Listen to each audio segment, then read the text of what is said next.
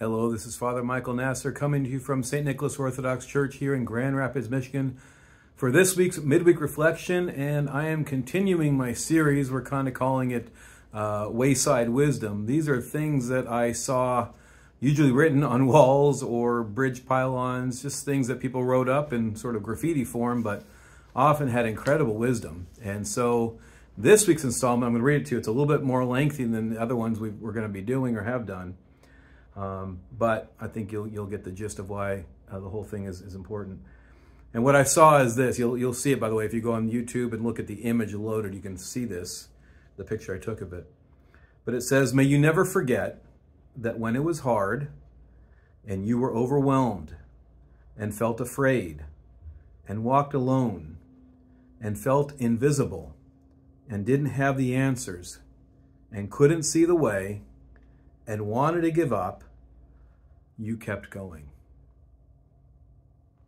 I think it's such a profound, important message, I think for anybody, but in terms of what it means to be a Christian and to follow the way of Jesus Christ, essential to us to understand.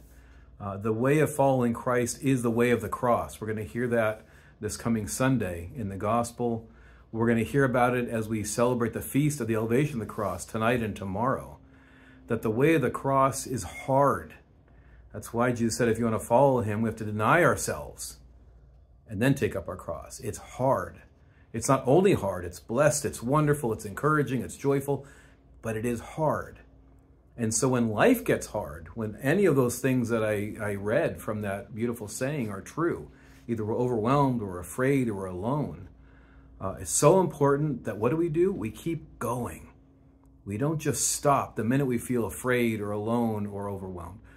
We keep going. What does that mean? It means we take the next step. It doesn't mean that we sprint the next mile, but that we keep going. And how do we do that? We do it by the inspiration we receive by our loving God, who comes to us and reveals himself to us in the person of Jesus Christ, showing us that he followed that way, that when life got hard for him, he kept going. And didn't it get hard for him?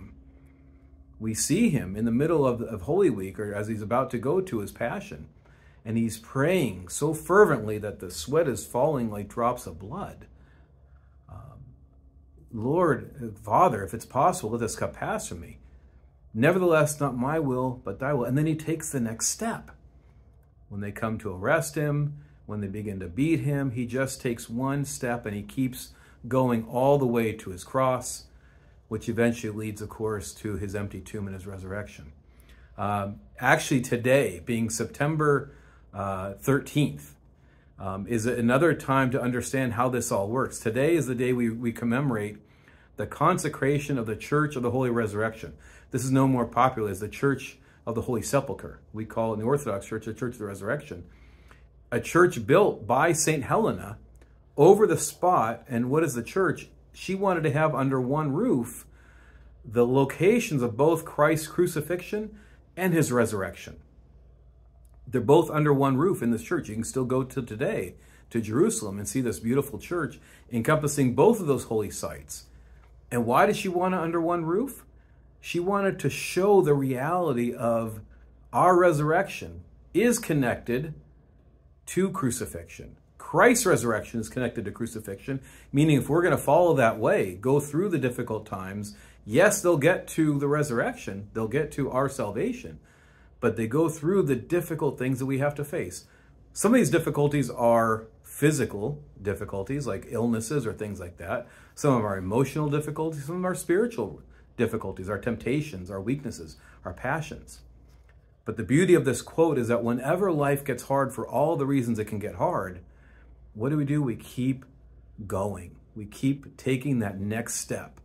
And worry about the step after that later. But first, we got to just keep going. Take the next step. So I think, again, this is profound wisdom that we can all use today, tomorrow, every day as we face difficulties. Life is going to bring difficulties. That's the nature of life in a fallen world. But how do we get through them? We put our faith in Christ. We seek his strength. We seek his ability to do what? To take the next step and to keep going.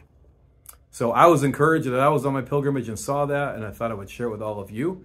And we'll keep sharing this with you, one per week, until I run out of the ones I took pictures of. But I hope you find these encouraging, and if so, please share it with your friends and families. That we always encourage you to do.